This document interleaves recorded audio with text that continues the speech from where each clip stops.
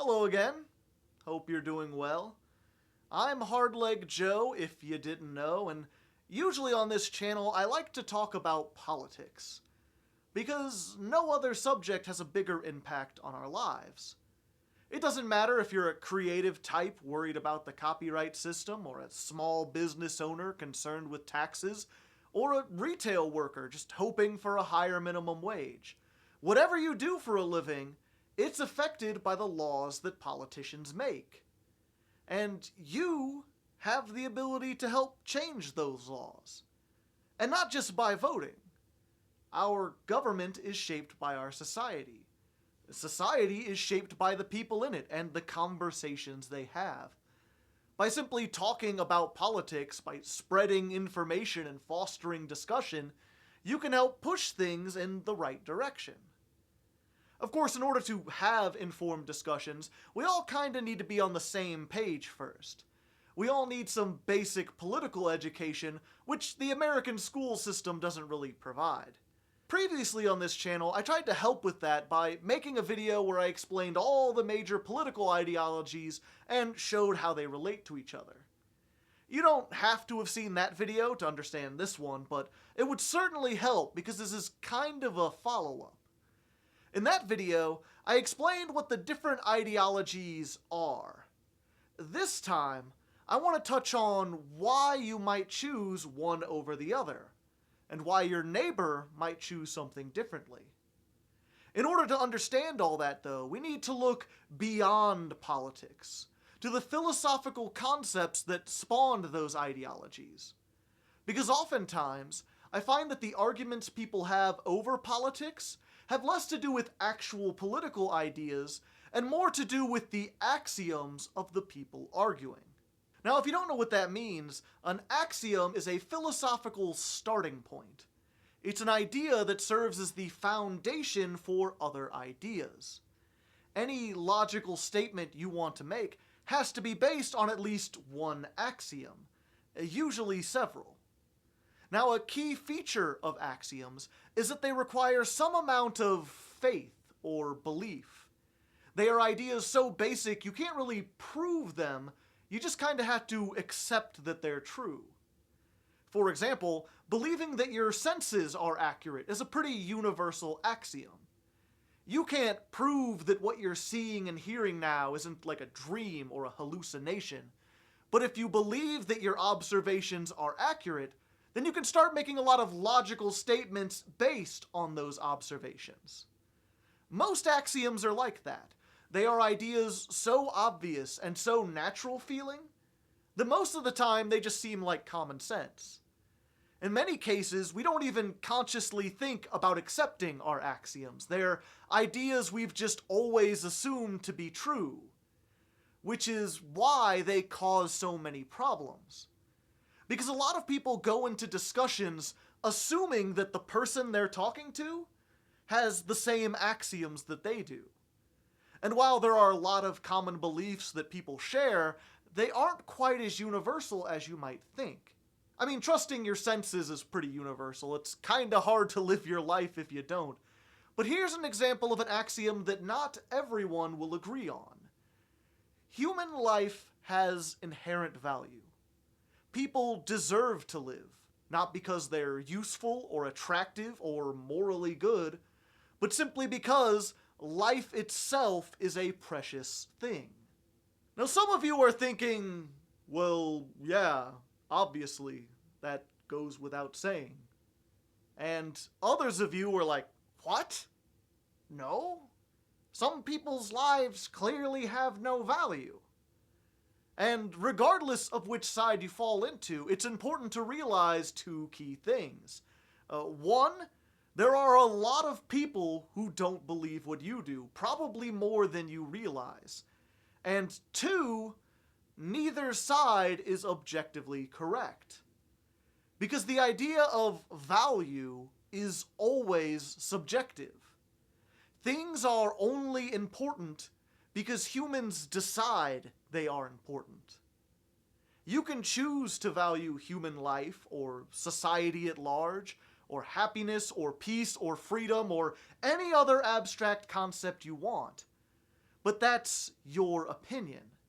You can make arguments for your axioms, you can explain why your opinion is best, but at the end of the day, it's just something you believe. Now, I know to some of you that feels like religious nonsense. These days, a lot of people like to make their decisions based on facts and logic, and I'm no exception. I'm not religious by any means, but despite that, I think a fundamental part of being a human is having a little bit of faith in something, in believing that life or freedom or equality is important, not because it's objectively true, but because you want it to be true. Now, obviously, if you want to get along with other people, it's best to rely on the facts that we can all agree on and use your beliefs as little as possible. My point is not that faith should guide you in everything, but simply that if you dig deep enough into philosophy, you eventually come to a point where you're asking the big question. What is important in life? And there is no objective, factual answer to that. You have to make the call. You have to decide on something to believe in. A few core axioms to serve as the foundation for the rest of your reasoning. Once you have that foundation, you can then use logic to build an entire system of morality. You could take that one idea that human life has value and use it to determine if something is right or wrong. If it saves lives, it's good, and if it results in death, then it's bad. A simple worldview to be sure, but a valid one nonetheless. Of course, most people have more than one axiom. Preserving life is all well and good, a lot of morality systems are at least based partially around that, but most people care about the quality of life as well, which is where you really start to see some of the fundamental differences in people. Some think that happiness or pleasure is inherently good, while others think that life is best when it's free or productive or safe. A lot of people value all these things, just to different degrees. Like, most people want happiness and safety, but they usually favor one over the other. I think we've all known people who are willing to give up something they enjoy for the sake of their health, as well as people who will seriously risk their health for the sake of doing something fun. Despite being basic foundational ideas, axioms can sometimes get quite complicated. Like, some people add qualifiers to otherwise basic beliefs. Rather than saying all human life has value, they exclude people who aren't like them. They decide that people aren't valuable if they live in a certain country or belong to a certain racial or religious group. Speaking of which, I suppose I should mention that religion itself is sort of an axiom. Though it might be more accurate to think of it as an axiomatic middleman. Like, every holy book claims that certain things are true just because God says so. Those are axioms. When someone chooses to believe in a specific religion, they are essentially just saying, I believe in the axioms written in this book. For all intents and purposes, they have chosen their own axiom, same as everyone else. They've just added an extra step into the middle. They've chosen a document and placed their faith in it rather than having faith in their own ideas. The same thing happens with non-religious texts too. There are people who have total faith in the US Constitution and the Communist Manifesto and the writings of philosophers like Kant and Nietzsche. You don't have to invoke God for people to decide that a specific document is the arbiter of truth. People will place their faith in just about anything. My point is, every system of thought, be it personal or political, religious or secular, has its own set of axioms that it follows. Even ideals that seem built of pure logic, like math, have unprovable axioms at their core. No matter how robust or complicated an ideology seems, if you keep asking why, you eventually reach a point where the only response is, because I said so. Or more likely, you'll get a version of that response that tries to obscure the fact that it's an opinion. People don't like admitting that their actions are based on their own preferences. They like to act as though there is a higher force guiding them, and they're just following what it says. So they'll say things like, well, this is true because God says so, or this is true because the law says so. Well, this is just common sense, everyone agrees. This is just how the world works, it always has. Or my least favorite, this is just human nature. Gonna make a video about that one at some point. But yeah, I know that explanation went on a little long, but I wanted to make sure everyone understood. Now that you know exactly what axioms are and just how universal they are, we can finally get to the main topic of this video.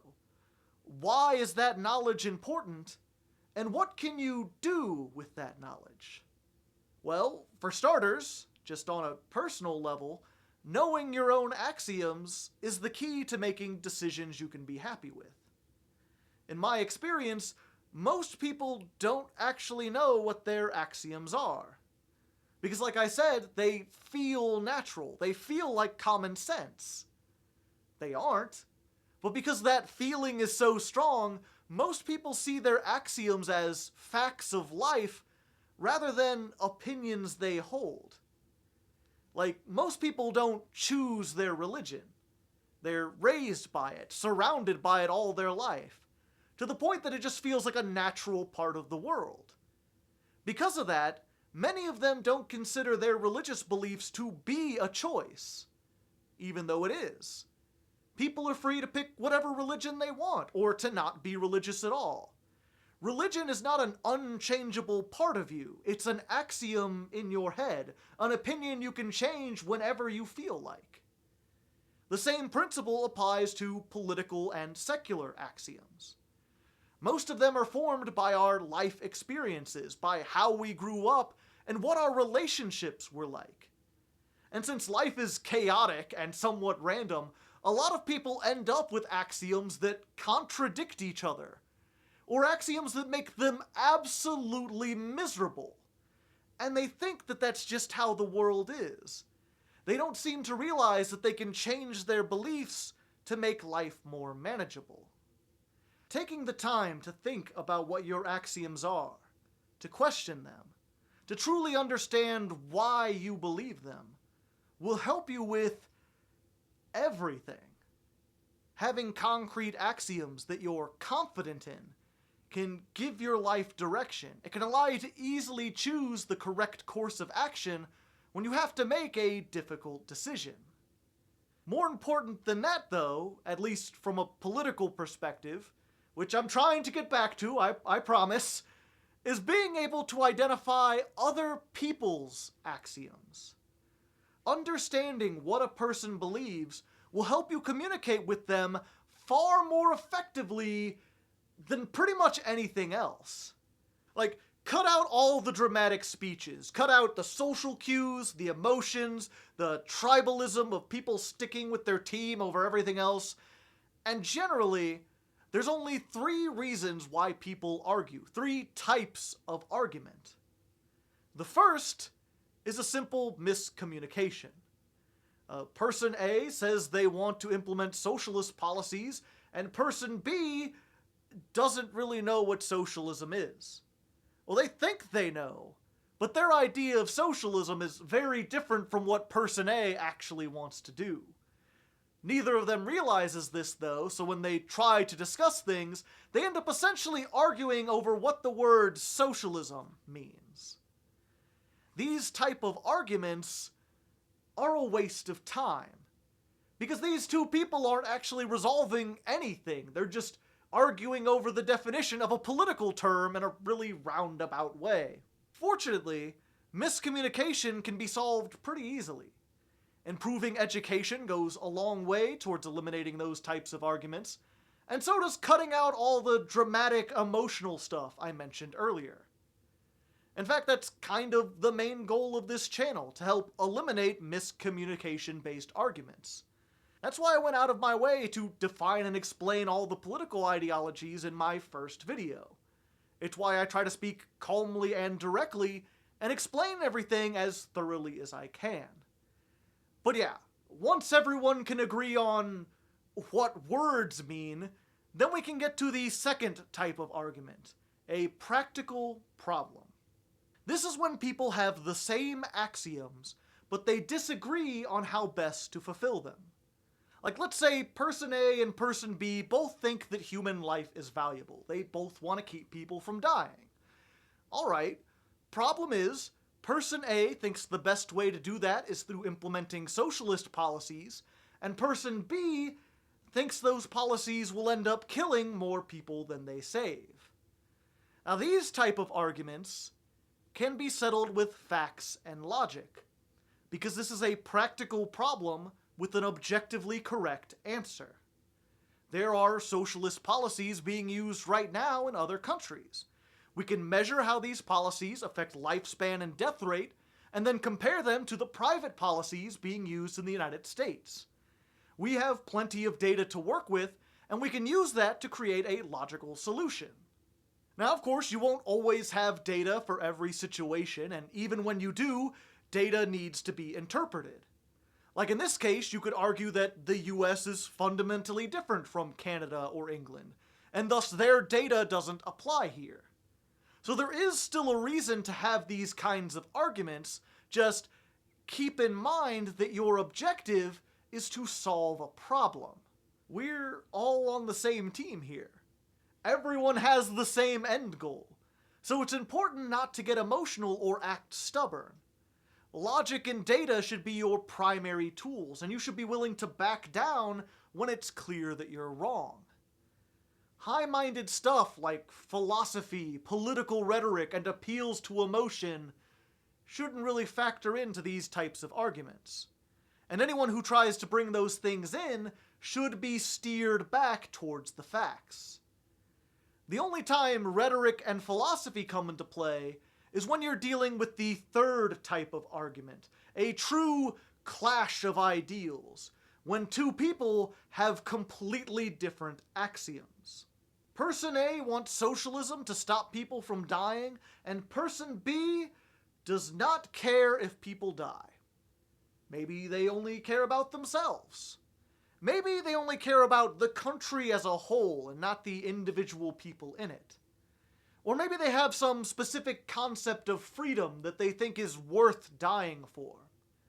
Whatever the case, no amount of evidence will sway them towards socialism, so long as that evidence is framed around preserving lives. If you want to convince person B, you'll need to use their axioms. You need to appeal to whatever they think is good. If freedom is the most important thing to them, then you need to look at your policies in terms of freedom. Does it grant the kind of freedom they want? And if not, can it be altered to accommodate them? A lot of the problems we encounter today when discussing politics stems from people confusing a clash of ideals with a practical problem. People online often tackle situations from just one perspective, assuming that everyone else shares their axioms, that if they can just present their point of view logically, everyone else will agree. And that's not the case. And oftentimes, when people become aware that they're dealing with a clash of ideals, they just give up trying to communicate. They assume that the other person is a lost cause, that they're unreachable. Because someone with different axioms than you can seem downright evil. The way they look at the world is so fundamentally different from yours that most people don't know how to reach them. To me, though, this is one of the main reasons why democracy exists, so that people with different axioms can present their perspectives and try to figure out some solution that satisfies as many of them as possible. This is why it's so important to identify what other people's axioms are, so that you can speak to them on their terms and try to find a solution that both of you can accept. Now, if you're talking with your friends, people you can trust to have an honest discussion, then that isn't all that difficult, especially if both of you understand what axioms are.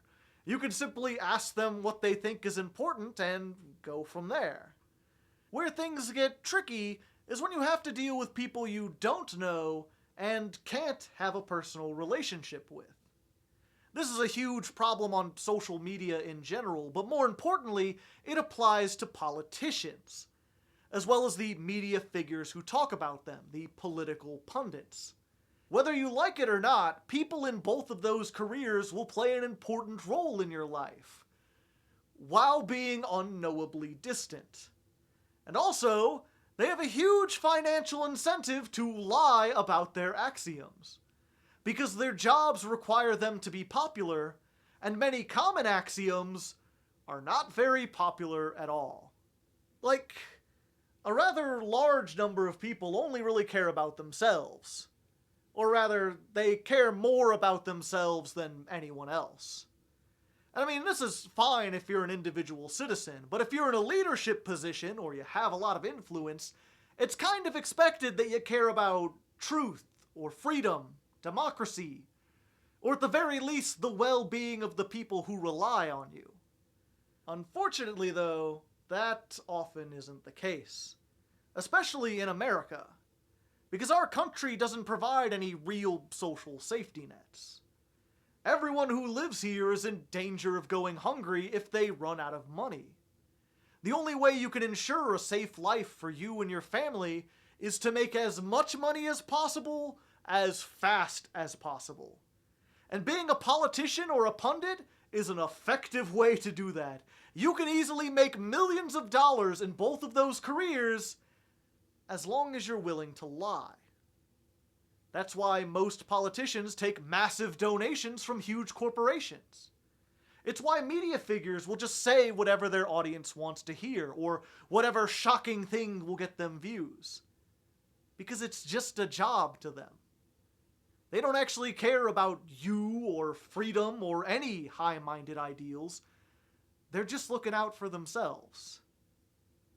Of course, no politician would win an election if they just admitted that they don't care about the voters. And few people would watch a news show where the pundits confess that they were just making stuff up for the sake of a paycheck. So they lie.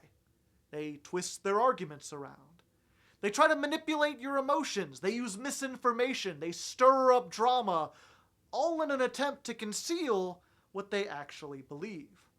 Now, unfortunately, I can't give you a surefire way to detect when someone is lying. That's a problem humanity has been dealing with for a long time now, and as far as I know, no one has solved it yet. However, I can give you some basic tips that you can use to analyze people and help determine their deeply hidden axioms. For big public figures, especially politicians, the easiest method is to simply look at how they've acted in the past. For example, you may be familiar with Senator Bernie Sanders. He's a former presidential candidate who ran on a platform of improving the country through socialist policies. Look back at his career and you'll find that's exactly what he's been doing for the last 40 years. From his time as a mayor in the 1980s all the way up to his current run in the Senate, he has always pushed for policies that help the working class and regulate the extremes of big business. Now, regardless of what you actually think about his policies, you have to admit he is at least consistent about them. He's been doing the same thing for several decades now, so if he says he's going to continue doing that, you can feel pretty confident that he's telling the truth and not just saying it for a paycheck. Compare that with Senator Mitch McConnell.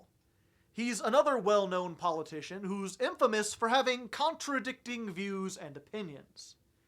He often claims to care about the United States and its citizens, but his main concern seems to be furthering his political career, mostly by fighting against the Democratic Party. Just to cite one famous example, in 2012 he proposed a policy to the Senate, and then when the Democrats agreed to support it, he blocked his own policy with a filibuster, deciding that he didn't actually want it if the Democrats did. His career is full of blatant hypocrisies like that, where he claims to support an ideal and then changes his stance entirely if it'll help him fight his political opponents. Because of this, you can't really trust anything he says. No matter what he claims to believe, His axioms clearly don't include the stability of the country or the well-being of its citizens, because his history is full of instances where he has shut down the government and blocked policies that would help its citizens just to further his political career. Now, of course, these are kind of extreme examples. This tactic doesn't always work that easily. The younger someone is, the less history you have to study, and the less reliable that history is. Because people do change over time, sometimes drastically. Even older people change. It's important to give someone a second, third, even a fourth chance if they show a genuine willingness to change. It's just a matter of judging their character. Doing that is a bit more complicated. There's not really a simple formula for understanding people. The best weapons you have against lies and deception are knowledge and experience. The more you know, the harder it is for people to fool you. That's why it's so important to educate yourself about politics, so you don't get easily deceived by politicians and pundits. A lot of the tactics that are being used right now are really obvious if you know what to look for, but so many people have purposely avoided politics that they fail to recognize even the most basic political trick. Of course, even well-educated people still get fooled sometimes. There's new lies being thought of every day, and no one is immune to all of it. But that's why it's important not only to get educated, but to have conversations. You may not have the insight to tell when someone is lying, but someone out there will. The more people you have analyzing a situation, the more likely it is that at least one of them will be able to spot a deception. By talking things over with a diverse set of people, by listening to different perspectives, you can more easily spot lies when they pop up. But again, there's no simple formula for it. You can only really figure this stuff out by getting educated and having conversations. I know I repeat that a lot, but if there's one thing you should take away from this video, it's that. Our world is dealing with a lot of problems right now, from annoying trends like microtransactions in video games, to global threats like climate change. Most of these problems have simple political solutions that we could implement if we worked together. But we aren't working together. Most Americans aren't even discussing the possible solutions. Because despite being a democracy, despite being a government of the people, our modern culture has made it taboo to discuss politics. In many places online, it's treated like pornography, something private to be discussed with like-minded individuals only. Despite the fact that politics is critical to our happiness, to our very lives in some cases. If our republic is to survive, we need to change this. We need to make it so that discussing politics is no different than discussing movies. Like, yeah, some people will have strong opinions, some conversations will get heated, but it's a topic you can bring up in almost any setting and expect people to speak their minds honestly, to have a genuine discussion about what they think is best. It's not going to be easy. Not at first. There's a lot of people who don't want to deal with the stress of thinking about stuff so big. I get it. But it needs to be done. If we don't put in the work to take charge of our own country, then other people will, and they may not have our best interests in mind. Things need to change. Change begins by talking to people. Talking is made easier when you know how to talk to people, and understanding axioms will help you do that. Cut to the core of the issue. What do people want? What do they really value? Once you have that foundation, everything else flows from there. Just remember the 3 types of arguments and how to respond to each. Misinformation needs to be met with education. Practical problems call for factual solutions. and a clash of ideals requires you to identify their axioms so that you can argue on their terms. If you're talking with someone you can trust, then doing that is as simple as asking them. Just be open and honest. Try to treat them with some level of respect, even if you strongly disagree with what they believe. Axioms can be changed with time. And even if they don't change, we don't necessarily have to agree to get along. We can find reasons to do work for our mutual benefit, even if we believe entirely different things. As for the people you can't trust, the people you can't have conversations with, you have to find their axioms through deduction. By looking into their past decisions and analyzing them along with other perspectives, you can reasonably determine what they believe, and then use that to figure out if they're an ally, an enemy, or just incompetent. I know that's a lot to take in, but I promise it'll get easier from here. Like with my first video, this exists to lay the groundwork for things to come. It's a first step. And first steps are always the most difficult to take. Hopefully, though, this video gave you some insight, either into the world at large or just yourself. Perhaps it'll help you order your thoughts more effectively, think more logically. Perhaps not.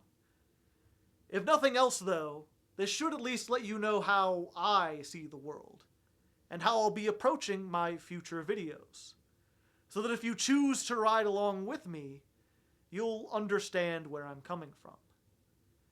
I've got a lot more topics I'd like to cover, a lot more ideas I'd like to express, but for now, I'm going to call it here. Thank you all for listening, and until next time, have a nice day.